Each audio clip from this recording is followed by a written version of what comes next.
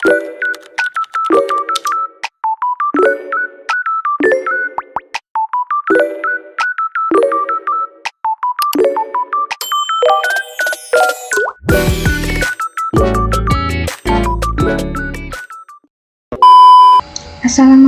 warahmatullahi wabarakatuh.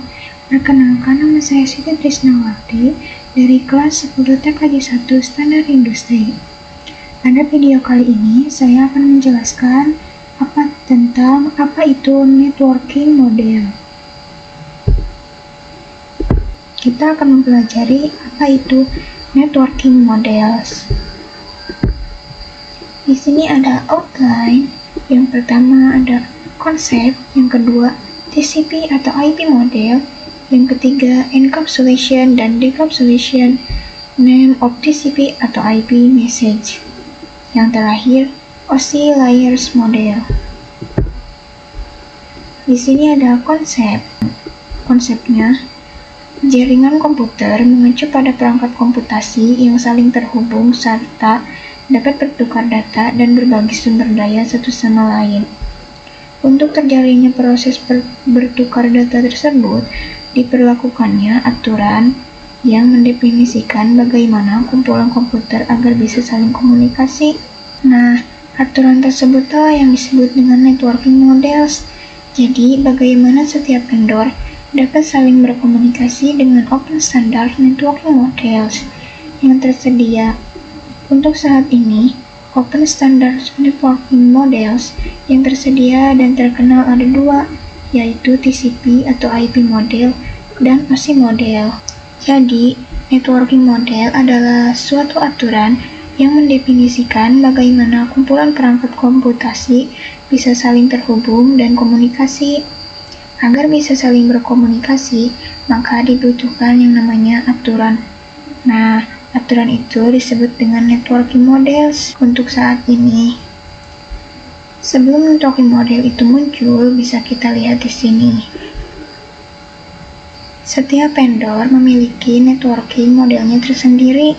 Salah satu contoh pada tahun 1974, vendor IBM membuat networking modelnya tersendiri, SNA. Sistem Arsitektur Network. Maka dari itu, datanglah networking model, yaitu sebagai pembuka agar setiap vendor saling berkomunikasi. Jadi, setiap vendor itu hanya menggunakan satu networking model yang sama, yaitu entah OSI model ataupun TCP IP model. Untuk yang OSI itu dibuat oleh International Organization for Standardization (ISO). Adapun yang TCP atau IP model yaitu Department of Defense (DoD). After Open Networking Model exists, ada vendor 1 yaitu TCP atau IP, IBM TCP atau IP, TCP atau IP vendor 2. Selanjutnya ada TCP atau IP model. TCP atau IP model merupakan jenis networking model yang saat ini common digunakan. Setiap vendor bisa saling komunikasi karena menggunakan jenis networking models. Jadi, TCP atau IP itu mendefinisikan suatu protokol agar antar komputer, utamanya yang berbeda network, itu saling komunikasi. Nah, untuk membantu dalam memahami setiap networking model, itu dipecah menjadi bagian-bagian kecil yang disebut sebagai layer. Secara dokumentasi, TCP atau IP model terdiri dari 4 layers. Namun, penerapan dalam real networks, TCP atau IP model lebih mudah untuk dibagi menjadi 5 layers. TCP IP mempunyai 5, 1, 2, 3, 4, 5. Jadi setiap network memiliki layers masing-masing. Di sini ada TCP IP application layer. Application layer berfungsi sebagai antarmuka dengan aplikasi. mengatur bagaimana aplikasi dapat mengakses jaringan, dan kemudian membuat pesan-pesan berskala. Di antaranya contoh service dari application layer itu seperti HTTP, POP3, SMTP, IMAP, SSH, dan sebagainya. HTTP itu digunakan ketika kita mengakses suatu web server. Selanjutnya, TCP/IP Transport Layer. Transport Layer, fungsi dari Transport Layer adalah menyajikan atau memberikan servis ke Application Layer, transfer data. Untuk Transport Layer terdapat dua protokol yang sering digunakan, yaitu TCP dan UDP. Jadi, Transport Layer pada TCP atau IP berfungsi mengirim dan mengatur transfer data dari Application Layer. Protokol yang digunakan adalah TCP dan UDP. TCP bersifat lebih andal karena memiliki error checking dan error recovery, sehingga data dikirim dengan aman dan berurutan.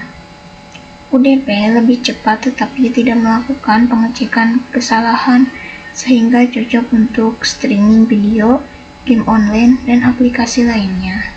Selanjutnya, TCP atau IP Network Layer. Untuk network layer hanya terdapat satu contoh, yaitu IP. Dan IP menyediakan dua fitur yang sangat penting, yaitu addressing dan routing, yang dimana berfungsi untuk menangani konektivitas dan pemilihan jalur. Setiap perangkat jaringan memerlukan alamat unik di jaringan. Yang pertama, addressing. Jadi, kalau yang addressing itu bahwa IP address itu sendiri, yaitu memberikan nama pada perangkat di jaringan komputer. Yang kedua, routing. Routing salah satu fitur yang disediakan pada IP di bagian network layer yang bekerja layaknya kantor pos, mencari rute tercepat untuk sampai tujuan. Jadi, network layer pada TCP atau IP menggunakan protokol IP untuk mengatur alamat perangkat dan menentukan jalur pengiriman data. Addressing IP memberikan alamat unik IP address pada setiap perangkat di jaringan. Routing menentukan rute terbaik agar data sampai ke tujuan dengan efisien. Selanjutnya ada TCP/IP, Data Link Layer, dan Physical Layer. Data Link Layer mendefinisikan protokol yang dibutuhkan pada Physical Layer. Salah satu fitur pada Data Link Layer ialah EDGS, Preemptive Squeeze, yaitu Error Detection Mechanism. Hanya mendeteksi error tanpa recovery. Addressing yang digunakan pada Data Link Layer adalah MAC address. Physical Layer mendefinisikan cabling pada suatu jaringan komputer, mendefinisikan secara fisik apa yang digunakan untuk menghubungkan antar device. Jadi, Data Link Layer mengatur pengiriman data antar perangkat secara langsung dan mendeteksi kesalahan. Sedangkan Physical Layer mengatur media fisik untuk menghubungkan perangkat. Selanjutnya ada Encapsulation and Decapsulation. Encapsulation itu proses membungkus data dengan header pada data di setiap layernya. Adapun decapsulation, maka itu sebaliknya. Encapsulation dan decapsulation. Name of TCP atau IP message. Ada application layer, transport layer, network layer, data link layer. Jadi, encapsulation adalah proses membungkus data dengan header di setiap layer TCP/IP. Sedangkan decapsulation adalah proses membuka kembali header saat data diterima. Selanjutnya ada OSI model konsep. Untuk saat ini, model yang sering digunakan hanya TCP atau IP karena untuk dari sisi perkembangan protokolnya atau modelnya, TCP/IP lebih dominan dibanding OSI layer. Namun, OSI layer biasa dipelajari karena mudah dipahami. Sebelum networking model ada, setiap vendor membuat atau memiliki networking modelnya masing-masing. Karena setiap vendor memiliki networking model yang berbeda-beda, maka komunikasi antar vendor sulit dilakukan. Jadi, usaha yang membangun suatu jaringan komputer sangat gede. Banyaknya vendor tadi itu, bagaimana upaya agar tetap bisa berkomunikasi dengan baik antar vendor satu dengan vendor yang lainnya. Oleh karena itu, dibuatlah sebuah model atau sebuah standar atau spesifikasi minimum oleh ISO, International Organization for Standardization, pada tahun 1984, yaitu dengan nama OSI, Open System Interconnection, atau bisa juga disebut OSI 7 Layer Model. Jadi, model OSI memiliki 7 layer yang membagi proses komunikasi jaringan dari aplikasi sampai media PC. Selanjutnya, ada OSI model layers. Terdapat 7 lapisan layers pada model OSI. 1. Application layer, 2. Presentation layer, 3. Session layer, 4. Transport layer, 5. Network layer, 6. Data link layer, dan yang terakhir physical layer.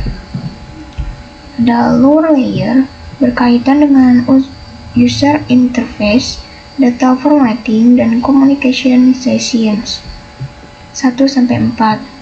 Upper layer berkaitan dengan bagaimana data itu mengalir. 5-7. Mungkin itu saja penjelasan dari saya. Terima kasih yang sudah mendengarkan. Assalamualaikum warahmatullahi wabarakatuh.